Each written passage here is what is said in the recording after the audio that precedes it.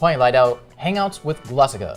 I'm Mike Campbell, the founder of Glossika, and I'm here today with Ash Henson, the founder of Outlier. And it's a really interesting tool you guys are building there. So let's start off with why the name Outlier? Why the name Outlier?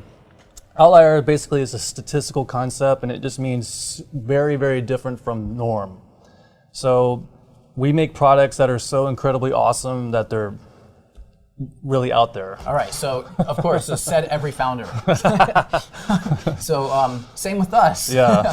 I'm really cautious to use the word, a dictionary of Chinese, because you're not a dictionary, so Right. that's what makes you so different. Right. But you actually help people learn how to read Chinese. Exactly. So our main thing is, in order to learn more effectively, you have to understand what the thing that you're learning. Our job is to teach you how the characters work. Right. Yeah. How do you think you're going to make an impact for students everywhere learning Chinese? Well, first, a little comment about the billion people.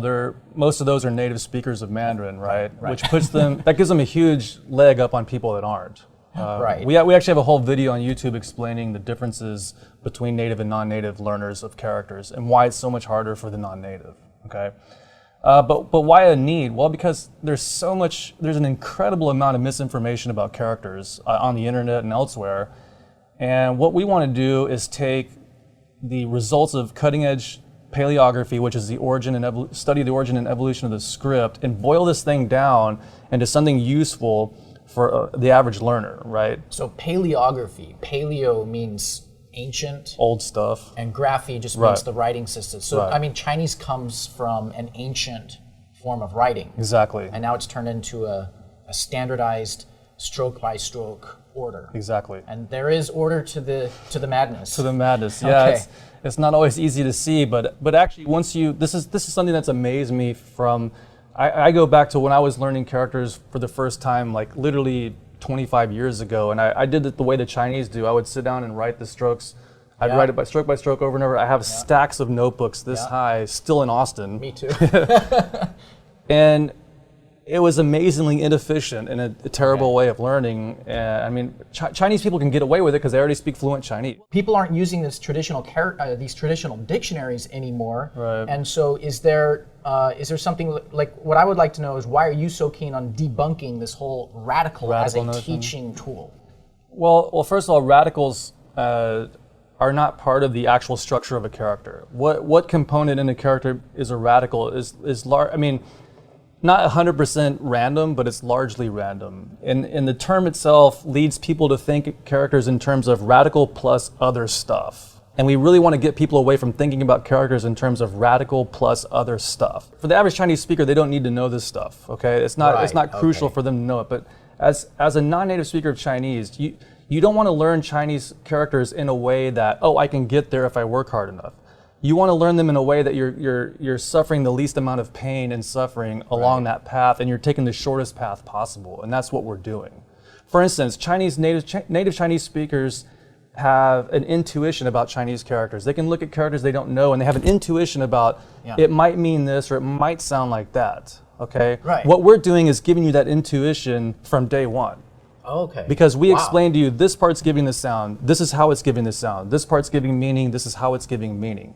And there's another part that there's actually parts of characters that are not giving sound and meaning, and nobody talks about this, right?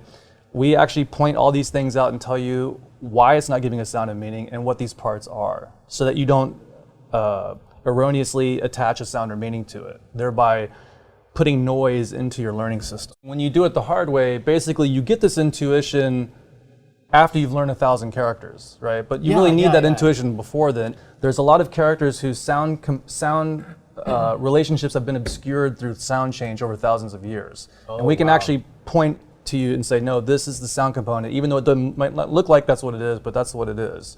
So you're always clear on what each component is doing in the character.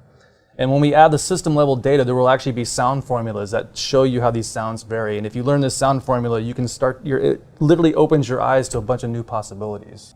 Does anybody know what Chinese sounded like, 2,000 years ago or even earlier? So what would you say? Yes and no. I mean, you couldn't go by what we understand today, record a sentence, put it in a time machine and go back and play it for them and they'll definitely understand. I'm not making that kind of claim, but it's certainly true that we know a lot about how stuff sounded like.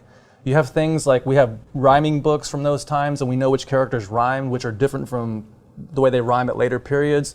We actually, just from the character themselves, which sound components get chosen for what, how place names were used, how like for instance an ancient Indian city or whatever country was transliterated into Chinese using characters. Right. Actually, Greek city. There's Alexandria. The city of Alexandria comes up a lot in these kind of discussions. But you have you also have a process in Chinese is called tongjia. And tongjia is like using a character for its sound temporarily. Like some characters get used for their sound, and then that becomes the meaning. Like the character for wo, for I, me, was originally a picture of a weapon, and it's the word for that weapon. No, actually, the modern form looks like ge on the side, but if you look at the very ancient forms, it's not. But the sound of this weapon, it sounded a lot like the way you say I. And how do you draw a picture for I, right? It's very difficult, right? Right. So they just use this character for the weapon, and then it would be like English speakers using a picture of an I to mean I. To mean I as a person, because it sounds the same. That's exactly right. So that's how they did it. Yes, that's exactly right. So they use the picture of this weapon because it sounds like me, I. Right. Okay. So you can also see this process and see which characters get switched out for other characters in these ancient texts, and use that to know which characters. For native speakers, it makes sense because they're like, well, I is the same sound as that weapon, right? So therefore, okay, that character makes sense. But for a foreign learner, they're like, well, what does I have to do with a weapon? Right. Because they don't speak the language, they don't know all the vocabulary, right? Exactly. Okay, so that's why it's hard for learners. Is there any way that you guys can actually help learners of Japanese? Sure. And as a fact, we're going to start a Kickstarter very soon to fund our Japanese edition, the adaptation from Chinese to Japanese. We've already have a contract with a scholar who has 20 years of expertise in lexicography, has a PhD in Japanese. He created the largest Japanese to foreign language dictionary ever. It's called Wadoku. And you can find that online. Do you have the name of the guy? Ulrich Appel. Okay. Ulrich Appel. He's German. German, okay. John lives in Tokyo. He was just here from Tokyo, and a Japanese person was with him. And we asked, "Where are you at?" And she's, "Oh, I'm at Yamanaka Station." I was like, "What?" "Oh, Zhongshan." You have to translate it into Chinese, like, or Nakayama. Yeah, right? What did I say? Yamanaka? Yeah, Nakayama. I'm not Japanese. It takes a moment to translate. I kind of switch between the two, but right. Yeah. So anyway, with Japanese, you have to deal with these kunyomi readings and onyomi readings, and that's a little makes things a little more difficult. So it's even more crucial for the Japanese learner to actually understand what's going on in a character, not be assigning random meanings and pronunciations to the forms. Yeah. So I think that a lot of people out there in the world, they're probably really interested in at least learning how to read some Chinese characters. Mm-hmm. Maybe they're not interested in learning how to speak the language. Right. They just want to be able to recognize words like, oh, that says beautiful, that says good, whatever. How does your solution help these people, and does it give them something to work with? I'm doing this dictionary now because I hope that somebody will invent a time machine so I can go back in time and give it to myself and save all that pain and suffering I went through. Well, it's really deceptive because everybody tells you, oh, there's no grammar, which they mean there's no grammatical endings, but it gets hard when the syntax starts getting in there. I think it's actually harder because there is no grammar. Because it is hard. My Spanish is terrible, but I can say that's a verb, that's an adjective, that's even a masculine, that's feminine. But we can even say simple stuff and get away with it in languages like Spanish and be understood. Right. And in Chinese, I mean, you've got the tones on top of it. You've got the zhe, che, she, ji, ti, shi sounds on top of that. Man, it just starts like piling up the difficulty. So Chinese is a difficult language, no doubt about it. Actually, even for Taiwan, I was talking to there's a girl I'm friends with, and this Taiwanese guy asked me, said, "What's her name?" I said, "Her name is Wang Wang." He goes, "Oh, Wang Wang." No. It's Wang Wang. He's like, oh, Wang Wang. Wang Wang sounds like the buzzing of a bee. I'm like, dude, no, it's not. What is it? I said Wang Wang, and he couldn't get it. And so I wrote the character for like Wang, like a gong, yu. Okay, right. And he goes, oh, ong. I'm like, that's not even a Mandarin syllable. That's Taiwanese. Oh, right. And he's like, no, what, are you trying to teach me Chinese? I'm like, dude, I'm not, I'm just trying to figure out what's going on here. Like, and then, I'm not sure. I think I usually say it like that, like Wong. Well, she came over and said, oh, my name is Wong Wong. He goes, oh, Ong Ong. I was like, what? Everybody has their own pronunciation sometimes. I'm always telling people, like, if they do want to learn how to speak a language, learn how to speak. Listen and speak before you start tackling the writing system. And I've gotten a lot of flack for this, and not everybody agrees with me, and I'm not sure if you're going to agree with me, but what would you say, what's your opinion for learning something like Chinese? I agree 100%. I agree, and I do a dictionary for writing, so right. I'm not doing this as a sales pitch for my stuff. And I've learned the writing system as well, and, right. I still say, please learn how to speak first, because it'll give you more motivation. I've been in Taiwan in graduate school for over 12 years. I speak Chinese all the time, and last night I actually uncovered another fossil in my tonal mistakes, which are caused directly from going to the writing first. Oh wow, really? Yeah, because I was trying to say ma la, and I said ma la, thinking I was right, because I always, but I just, and then both guys looked at me like, huh?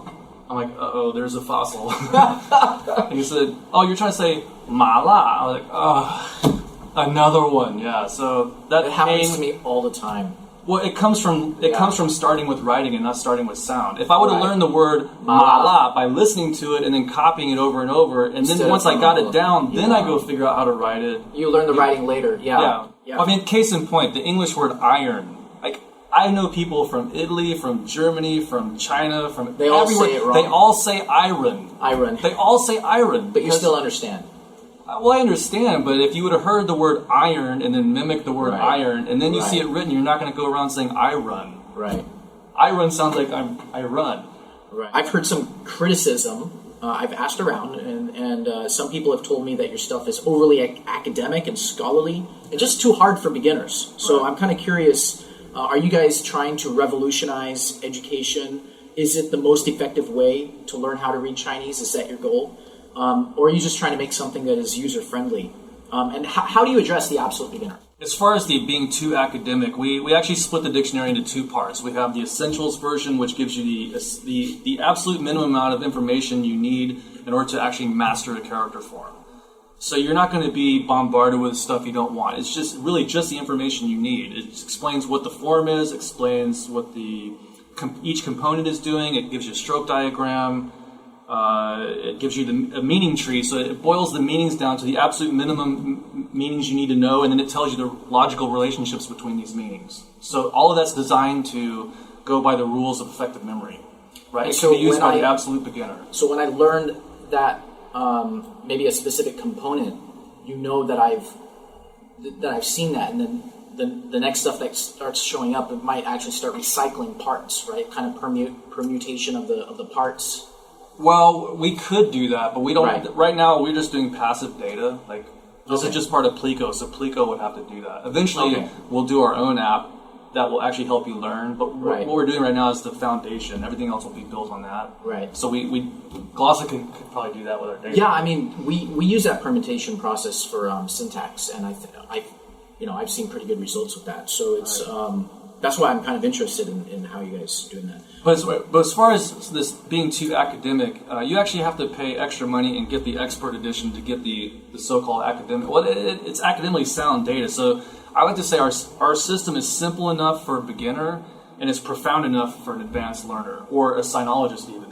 So for absolute beginners, they can get on there, they can start using it and start learning right away. Exactly. And start reading Chinese. Exactly. And at least understand what's being written. Exactly. I've seen your stuff and I get excited. And I mean, it's like why I want to interview you, because it's really exciting stuff. It's exciting for me. Like, I'm doing the research on some character I've known for 10 years. I love the colors. I mean, I'm very simple. Cool, yeah. I'm very simple. You just have colors in there. I was like, this stuff's cool. Yeah. No, colors is good.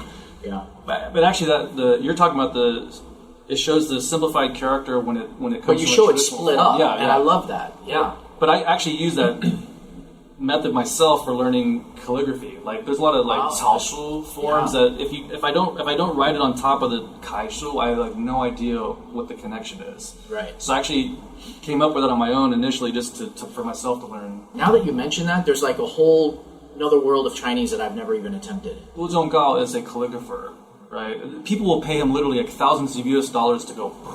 I asked him, I said, can you just go and read any 草书 anywhere? And he said, 草书 is not meant to be read, it's meant to be appreciated. He said, you write this thing and then you look at it and it gives you an impression. That's what it's there for. All right. Thanks for having me. It's an honor to have you on. It's an honor to be on. I'm used to saying thanks for having me on. If you like this video, be sure to subscribe. You can follow us on Facebook and Twitter. And if you're really into the origins and development of Chinese characters, check out our blog. See you next time.